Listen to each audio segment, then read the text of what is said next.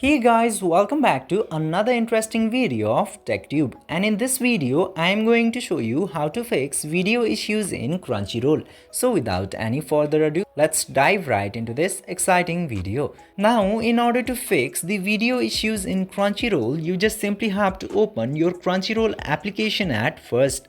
And after opening the Crunchyroll application, it will lead you to the home page of Crunchyroll.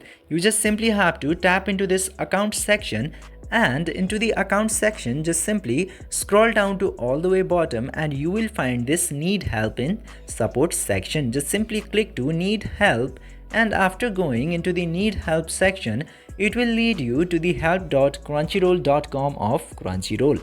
Just simply scroll down and you will find this fix a problem section into here. Now you just simply have to select that and you will see video issues in here. Just simply select the video issues and it will show all the solutions for video issues. You just simply have to find your issue into here, and after that open the article which relates to your issue, do as the article says, and your video issue in the Crunchyroll will be solved.